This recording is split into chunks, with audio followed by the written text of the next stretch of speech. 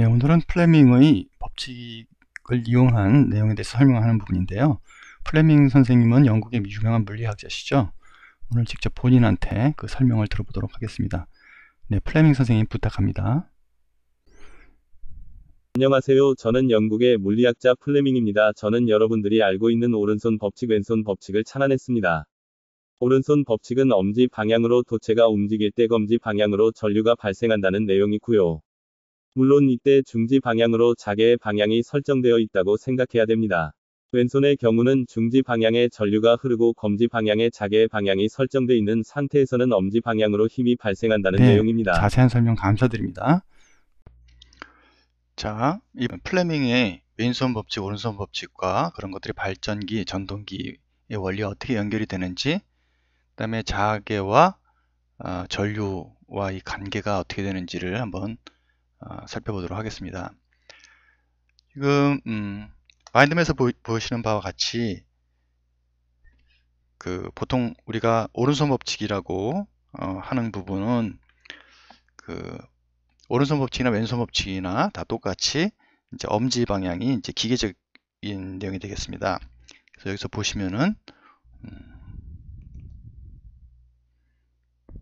엄지 방향이 오른손 법칙에서는 운동, 기계적인 내용 중에서 기계적인 에너지에서 운동을, 왼손 법칙에서는 이제 힘을 나타냅니다. 이렇게 세 개의 손가락을 가지고 얘기를 하는 것이 각각 90도의 위상차를 갖고 있죠. 각각의 모든 방향들을 보면은 모두 XYZ 방향을 향해서 90도의 위상차를 갖고 있는 모양으로 잘 표시를 해주기 때문에 왼손, 오른손을 가지고 벌렸을 때의 내용을 가지고 우리가 보통 얘기를 합니다. 그리고 검지의 내용은 이제 자개의 방향을 얘기를 하죠. 그 다음에 중지의 내용은 전류를 얘기를 합니다. 무엇이 환경이 되고 무엇이 결과가 되는지는 왼손 법칙, 오른손 법칙에 따라서 다른데요. 오른손 법칙에서는 자개가 있는 상태에서 운동을 하게 되면은, 이쪽 엄지 방향으로 운동을 하게 되면은 중지 방향으로 전류가 발생한다 하는 내용이 되겠습니다. 즉 운동이 입력이 되고 그 다음에 전류가 이제 결과가 되는 거죠. 그래서 자개가 주어진 상태에서 운동을 하게 되면 그 안에 도선이 운동을 하게 되면은 그 도선 안에 전류가 발생한다 하는 내용이 오른손 법칙의 내용이고요. 그것이 이제 결국 발전기의 원리가 되는 거죠. 반대로 왼손 법칙의 경우는 이제 힘이 결과적으로 나타나는 걸 의미합니다. 즉 자개가 설정되어 있는 공간에서 도체가 있는데 그 도체에 전류를 갖다가 흘러주면은 이 자개와 전류에 의해서 어떤 힘이 발생한다는 거죠. 그래서 힘이 발생하니까 전류를 집어넣어서 힘을 얻는다. 그런 의미에서 이것은 이제 전동기 원리, 기본 원리가 되는 것이죠. 물론 이것은 한 개의 도체에 대해서 적용을 한 것이고요. 이런 것들이 이제 전기 기기로 사용될 때는 자개를 어떻게 잘 만들어내는지, 그 다음에 여러 개의 도체 가닥을 연결을 해서 사용을 하게 됩니다. 하지만 그 기본에 있는 내용은 이러한 기본적인 플레밍의 오른손 법칙, 왼손 법칙에 근거를 두고 있다는 것을 기억해 두시면 좋을 것 같습니다.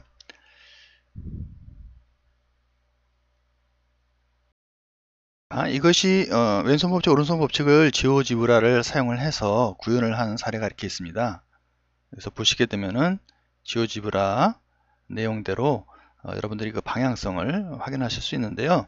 이 손의 모양과 이쪽에 있는 내용들이 이제 N극, S극을 표시하게 되겠죠. 자기의 방향은 N극에서 나와서 이제 S극으로 가니까 공간 중에 이렇게 설정이 다 되어 있는 상태라고 이렇게 보시면 되고요. 자개는 이렇게 설정이 되어 있는 상태에서 그 안에 있는 도체, 그죠? 이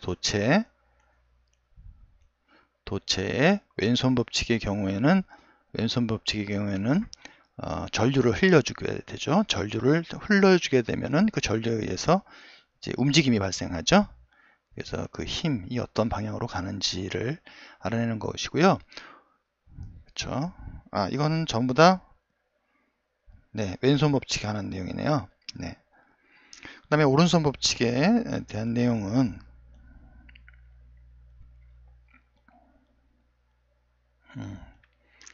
여기 보시는 바와 같이 역시 N극 S극에서 자개가 설정되어 있는 상태가 되겠죠. 자개가 설정되어 있는 상태에서 여기 있는 도체의 움직임입니다. 이번에는 어떤 방향으로 이제 V라고 하는 속도로 움직이고 있다 라고 가정했을 때 전류가 어떻게 발생하느냐, 그러니까 발전기의 원리가 되는 것이죠.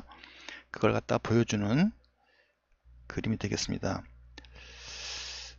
이 링크를 누르시게 되면은요, 링크 각각 오른손 법칙, 왼손 법칙에 대한 내용이 뜨게 되는데요.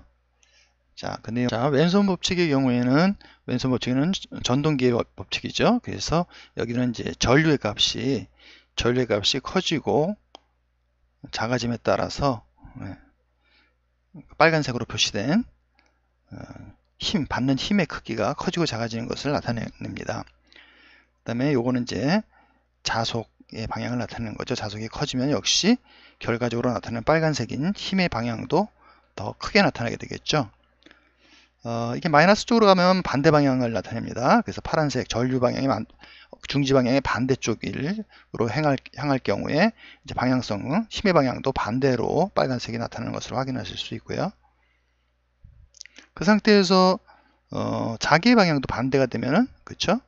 자개도 반대, 그 다음에 전류의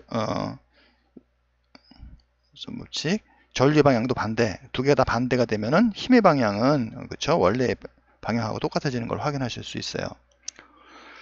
자, 이번에는 오른손 법칙 발전기 법칙이라고 그랬죠? 발전기 법칙은 이제 여기서 마찬가지로 자개의 방향은 역시 일정하게 변할 수 있겠죠. 자개 방향이 이렇게 설정된 상태에서 움직임이죠. 이제 빨간색 이제 움직임을 나타냅니다. 위쪽으로 도체를 움직이게 되면은 파란색 모양으로 전류가 이제 발생하게 되는 것이죠. 자개 방향이 여기서 바뀌게 자개 방향이 반대로 되게 되는 경우에는 전류의 방향도 반대 방향으로 발생이 되겠습니다. 물론 아까 마찬가지로 움직임의 방향도 반대가 되면은, 그렇죠? 처음에 전류가 발생했던 방향하고 같게 됩니다. 전류의 방향, 움직임의 방향, 자개 방향이 두 개가 다 바뀌게 되는 경우에는 최종적으로 발생하는 전류의 방향이 처음과 같게 된다는 사실, 이런 것들을 유념해서 봐주시면 좋을 것 같습니다. 자, 이런 것이 이제 나중에 발전기, 전동기의 원리를 이해하는 데 많은 도움이 되겠죠. 그리고 더불어서 이제 자개하고 전류의 관계를 갖다가 이제 여러분들이 확인해 보시는 게 좋을 텐데요. 여기 보시면은, 자, 구글의 이미지를 검색을 하게 되면은 마그네틱 전류와 그 다음에 마그네틱 자개의 관계를 갖다 하는 여러 가지 소식들이 있습니다. 가장 중요한 거는 전류가 직선으로 흐를 때 그 주위에는 이제 맴돌이 모양으로 이렇게 회전하는 자개가 생성되죠. 이 자개 방향은 엄지 방향을 기준으로 전류의 진행 방향이라고 생각을 하면은 오른손의 나머지 손가락들이 휘감는 방향으로 자개 방향이 생성된다 하는 것, 암페어의 오른손 나사의 법칙이 되겠습니다. 반대로 이제 이렇게 회전을 하는 전류의 모양이 이렇게 있게 되면은요, 흐르는 진행 방향을 갖다가 봤을 때 이 각각의 방향에 대해서 이렇게 맴도는 모양으로 이렇게 발생하겠죠. 그죠? 네. 그러면은 이제 그 모양이 이와 같은 식으로 나타나게 되겠습니다. 자, 한 번만 감을 때는 이런 모양으로 공간상의 분포가 되겠는데요.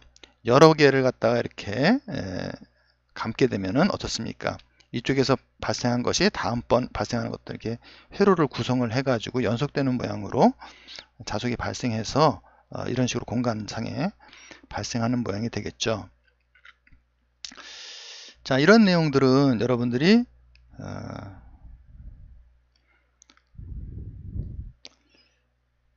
여러 가지 실험 같은 것들을 통해서 잘 확인할 수 있는데요.